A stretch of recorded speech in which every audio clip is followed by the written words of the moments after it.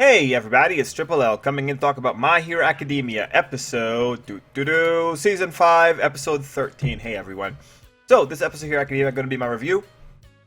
It was ultimately a transition episode, and you know what? It's not going the same way the manga did. They're reorganizing events, but I gotta say, it is kind of interesting.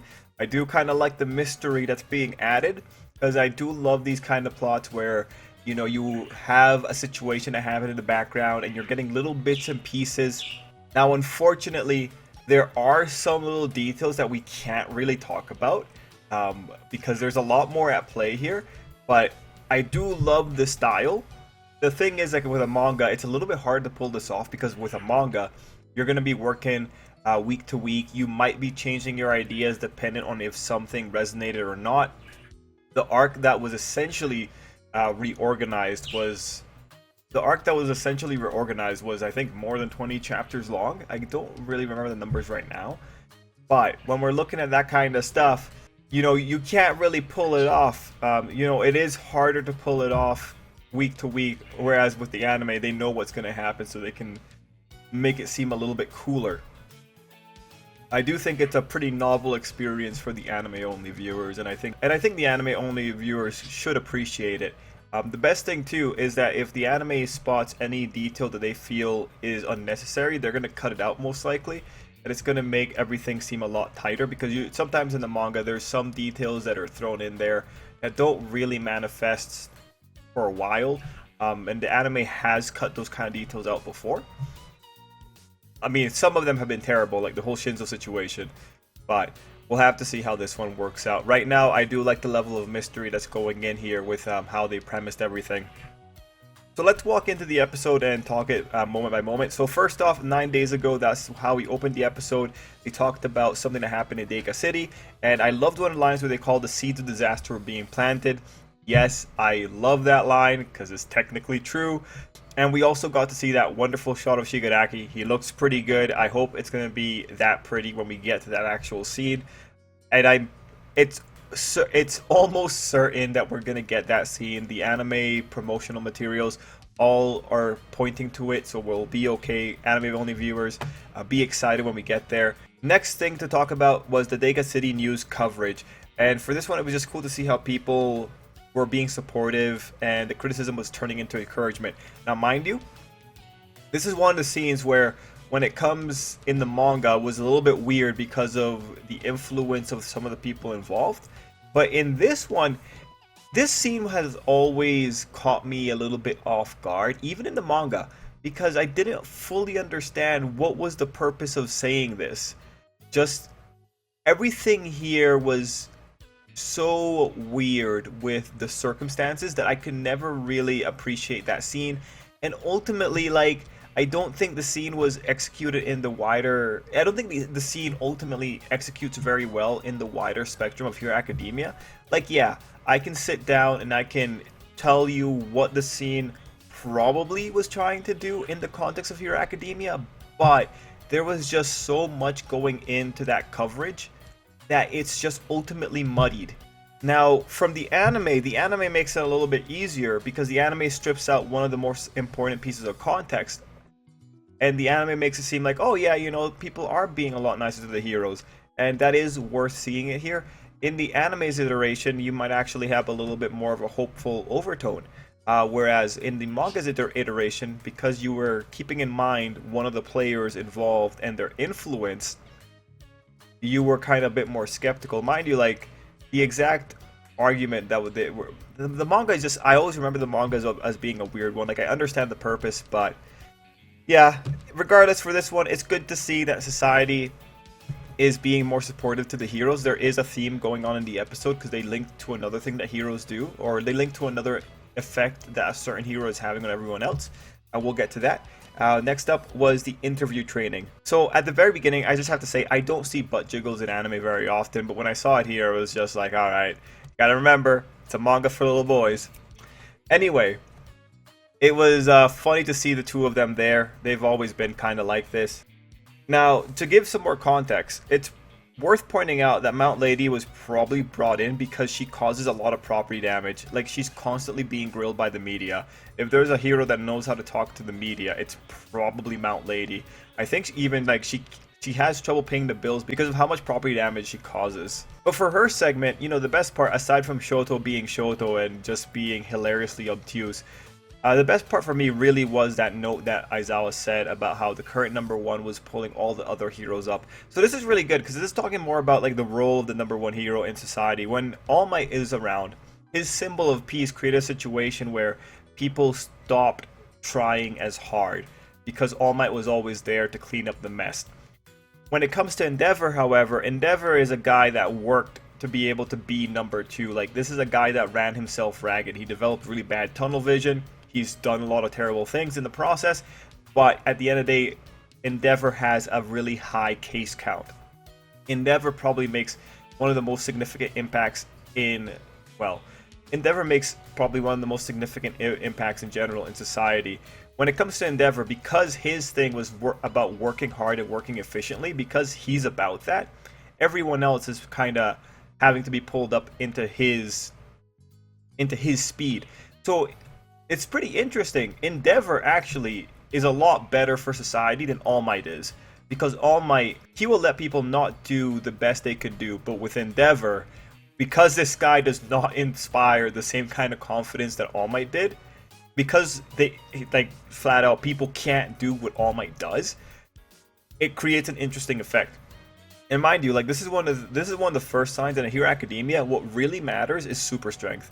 Super strength and multiple quirks. If you have those two things, you're probably going to be in like the top tier. And this is just one of the side effects of that reality.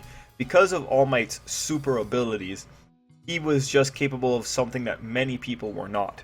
Now, when we go into the situation, when we're having the interview portion, there's a little thing that happens here with Kaminari.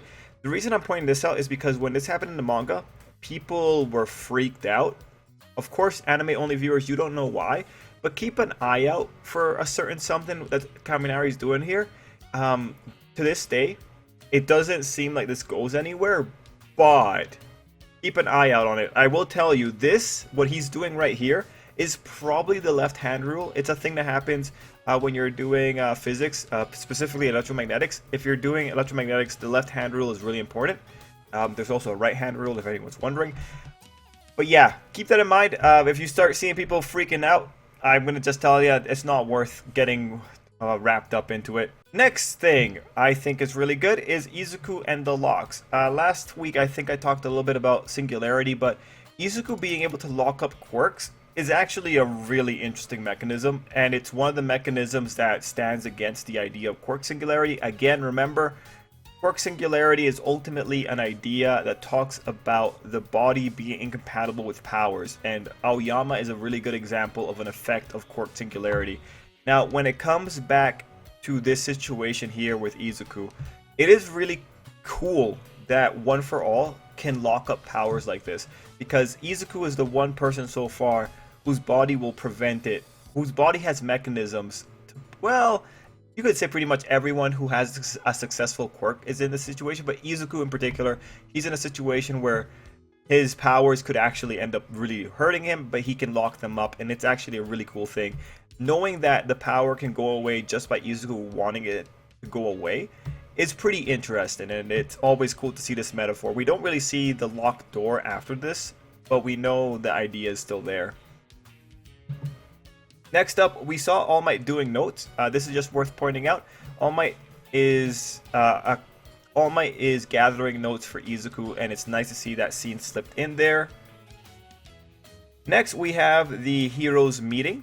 So this is just interesting because it's pretty much telling us that something big's happening in the background. It's telling us, oh, yo, like the Public Safety Commission, they know something. And we see Hawks in there, so we can assume that Hawks is involved. Now, there's one line here that I always love hitting on, because it's always such a ridiculous line whenever I see it. And the line itself is just, it speaks to how fundamentally disconnected metropolitan heroes are to the situation. But Midnight says, or Midnight makes the comment about the society is saturated with heroes. And she makes that comment because she's like surprised that they have to pull in the kids. And it's just interesting.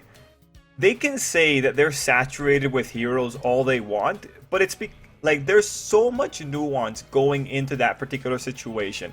Let's face it, right? Here's the problems with saturated with heroes. One, Hero Academia has made it very clear in other spots they're not saturated enough. If there's ever any moment where you're saying, oh man, where's a hero when you need one? You're not saturated enough with your heroes.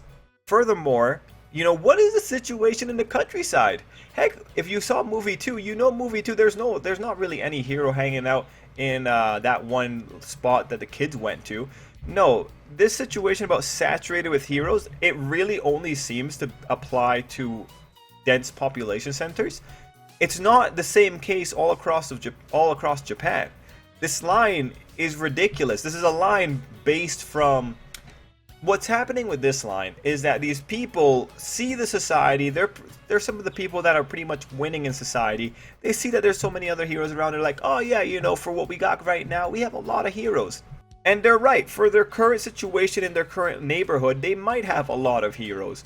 But at the end of the day, from vigilantes and just from everything else, this is a statement made by people in the safer part. This is a statement made by the people in the safer neighborhoods. The other issue with this whole situation of saturated with heroes is that it doesn't talk about at all the level of effectiveness of any individual hero. Let's face it, the top 10 heroes are probably responsible for a higher majority of resolved cases than the bottom 10 heroes. There are too many heroes who don't really do much, who really can't do much, because their capabilities just don't allow them to do as much as they wish they could. The situation in Hero Academia is that there is both a lack in quality heroes and there is a lack in just the quantity of heroes. When you scale it out and you look at Japan as a whole, if you look at one city in Japan, you'll probably have maybe the illusion of saturation. But everything about Hero Academia says that they're not saturated enough. And there's another angle you can take to look at this as well. Think about the kind of situation that you have to be in for Shigaraki to be able to round up, like, let's say over 50 villains to come attack a school at the beginning of Hero Academia. Think about how significant of a situation you have to be in that problem. And then think about how significant of a situation you have to be in that every time you see Endeavor, he's out taking out a villain.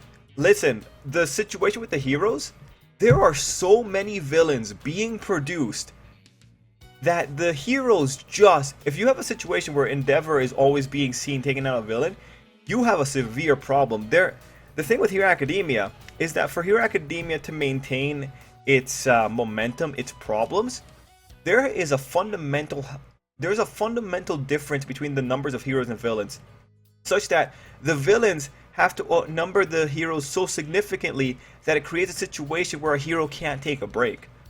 When you have that kind of society where there is a villain in every other scene, where there are people just randomly going out stealing people's wallets and purses, when you can have a bunch of villains causing a tidal wave through a city, when you're in that kind of situation, bro, you need all the heroes you can get. And this is one of the more interesting aspects of Hero Academia Society. Just by looking at the amount of villains, you should be saying there are not enough heroes. Just by the sheer reality of how often they pop up. This situation about oversaturated with heroes, if they were oversaturated with heroes, there would not be enough work going around. That's the big fundamental thing. If you take away one thing, it's this. The saturated with heroes line is fundamentally false. It's there because the story wants it to be there, but the reality of the situation, if you're oversaturated with heroes, your crime should be down in the gutters. It should be hard for the heroes to find work, but that has never been the case in Hero Academia. The oversaturated with heroes line is just probably one of the biggest lies in Hero Academia that exists only to frame the plot in a particular direction. And it's also one of the lines that I'm very passionate about, just because it's always such a nonsense line. Nothing in Hero Academia. The only thing in Hero Academia that points to that line being true is the amount of characters that talk about it. But the world of Hero Academia does not support that reality. Again, you can't have villains popping up every single day. You can't amass an army of villains in an oversaturated society. That's ridiculous. That's a fundamentally ridiculous thing. You can't have vigilantes while also saying you're saturated with heroes. No, that's a fundamentally stupid thing. Moving on. I love that. I love talking about oversaturation. We have the Traitor. So there's something that happened in the manga community where people are saying like the author forgot about the Traitor plot. It's like no, he hasn't forgot about the Traitor plot. The thing to take away here is that All Might is saying that these kids have the heart of heroes and that they are not traitors. And this is one of the lines that makes you think, okay, maybe they're not. Like, maybe the Traitor isn't one of the students, or maybe the Traitor doesn't know they're a traitor. Things like that, it makes you kind of think that. The thing is, if a Traitor ever comes out, right, from Class 1A and Class 1B, and they're fully on as a traitor, all it really says is that All Might's wrong. But All Might's wrong pretty often. Even in the anime, you've seen it a few times. So just keep that in mind. This could be a situation where either All Might will be proven to be wrong, or will be proven to be right, and then we can talk about that. For me personally, I want to believe in All Might, but I see the way Class 1B is treated. I have no reason to believe that All Might actually knows any of the Class 1B kids enough to be able to say, oh yeah, they're not traitors. What do you know, All Might? What do you know? In the episode, we also had a bit about Best Genius missing, and Bakugo was having a significant effect from that. I actually really enjoyed that. I think it's neat. I want to see more of that, and we have that thing about the hero name being thrown in there. I want to see what's going to come from that. After that scene, we go into Christmas with Eddie there and her mixing up her holidays. The Christmas scene is wonderful. We did get one of the scenes of people receiving gifts. And I do want to point out, Mina got Kirishima's gift, Seiro got Suyu's gift. Kaminari, I am not sure who got him the basketball, I kind of forget. But Mineta got Aoyama's picture, Bakugo got Ida's eyeglasses, I believe Jiro got something from Seiro, and then Ida got a gold brick from Momo. It's a wonderful scene. I think it's really cool. Eddie also got a giant sword, which is really worthwhile. I think she looks so adorable with it, man. Oh man, I wish I would 100% give away a giant toy sword to someone as well. And then at the end of the episode, we have the kids setting up that they're gonna go intern with Endeavor. So the anime news officially, we're doing the Endeavor internship arc or Endeavor agency arc. That's what the anime promos are saying, so that's what we're going to be doing for the next couple of weeks.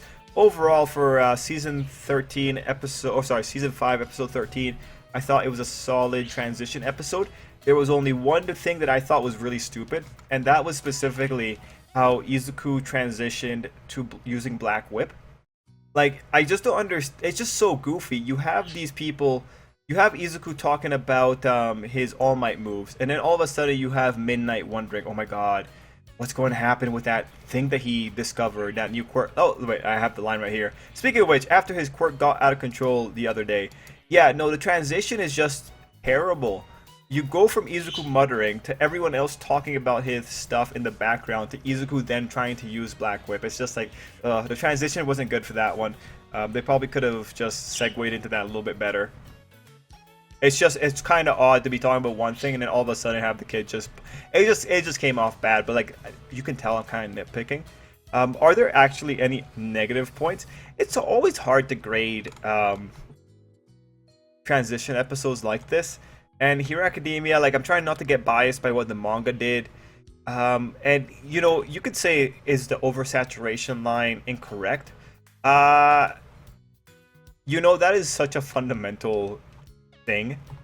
It's just it's a weird spot because the heroes are proven wrong about oversaturation every time. That this can't just be bad writing. It has to be just a character flaw. It's specifically a flaw coming in from people who are winners in society. Typically, winners in society don't tend to understand the actual situation on the ground. So the oversaturation issue is just it's hard to actually criticize it because it might just be the fatal flaw of the people in the system at this moment in time. That's why I wouldn't take away points from it just because this is the author knows, because he's written situations where the lack of hero presence has been fundamental for some people. Because of that, he has to know that society really isn't oversaturated with heroes, and that we're talking about perspectives of the winners versus the perspective of the losers. And because the villains are so rooted in this idea of they're the outcasts of society versus the people who are accepted by society, because that is the one of the fundamental dichotomies within Hero Academia, I can't criticize it as actually being bad writing. It has to be a flaw. There's just no way that the author could be blind to the fact that there is not oversaturation. So that's what I think is going on. That's why I wouldn't take away points. If there's anything that would take away points here, it's just like the technicality of the transitions. I don't really see any other problems here. And, you know, the Christmas scene was just beautiful. Anyway, guys, let me know what you thought down below. And until next time, I hope you have an absolutely great day.